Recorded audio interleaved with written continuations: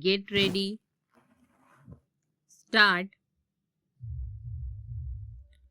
Mr. Deputy Speaker, Sir, I rise to support the bill as it proposes to amend the Constitution in a manner so that the most important and the urgent need of our people may be included in our Constitution as fundamental rights.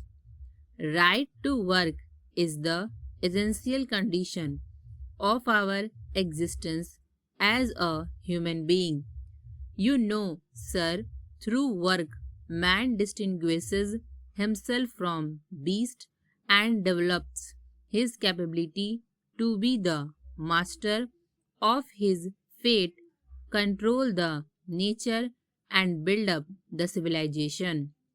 This power to work helps him to control the nature and to use it in his interest. He produces his bread and thus continues his existence. Without work, how can a man earn his livelihood? So, it is absolutely related to the question of his existence. But today, this existence of man is challenged in our country. The unending queue of unemployed people is increasing day by day. There is no security of his existence as he has no means of production at his disposal. In a developing country like ours, the unemployment problem is the most burning problem. We have no opportunity to work and no right to work. The number of unemployed people registered with the employment exchanges in our country is more than 1.5 crores. But this is not the real picture. There are more than 1.5 crores of unemployed in our country living in the cities and rural areas. In the rural areas, the uneducated masses of unemployed youth do not register their names with the employment exchange offices. The agricultural laborers, poor peasants from the bulk of the rural are unemployed. Besides, they do not get jobs for all the time throughout the year. More people are entering into cultivation on the same size of land, thus increasing the number of hidden unemployed people.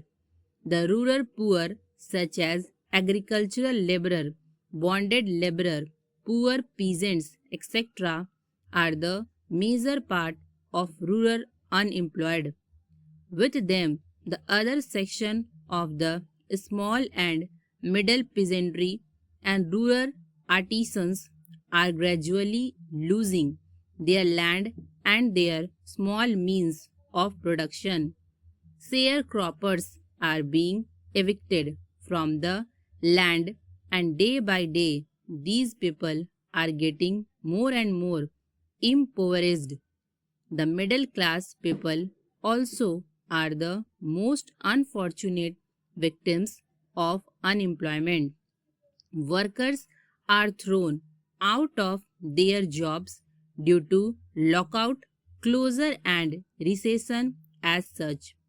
But how can they live without job? After 50 years of our independence, the ruling class is far behind in getting these people out of this problem. We are making plans one after another. But what is the result? After the first 5-year plan, the number of the registered unemployed people stood at 20 lakhs. After the second 5-year plan, it rose to 35 lakhs.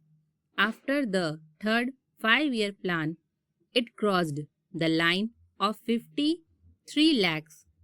After the fifth plan, it is more than 80 lakhs and now it is 1.5 crores.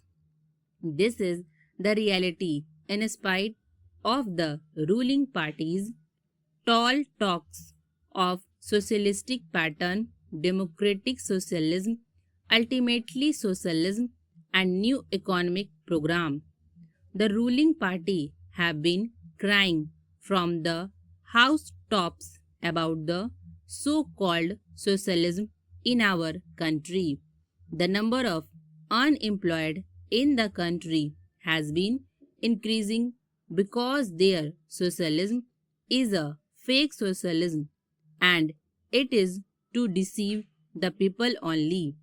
They talk of socialism only because they know people live and like it. People believe that without socialism, unemployment problem cannot be solved. But what is socialism? It is only the scientific socialism, which is the real socialism and which abolishes exploitation of man by man, which abolishes private property system in the economy, which takes the means of production in the hands of the state and which guarantees the right to work. But in our socialism, the rich becomes richer and poor becomes poorer. This is really capitalism under the guise of socialism. This is fake socialism and this is only to deceive the people. Can we work as a fundamental right? We cannot. In all the socialistic countries, this right to work is guaranteed by the Constitution as a fundamental right. I would like to quote the relevant articles from the Constitution of a few socialist countries. Article 40 of the USSR Constitution says that the citizens of the USSR have the right to work, that is, to guaranteed employment and pay in accordance with the quantity and quality of their work and not below the state established minimum, including the right to choose their trade or profession.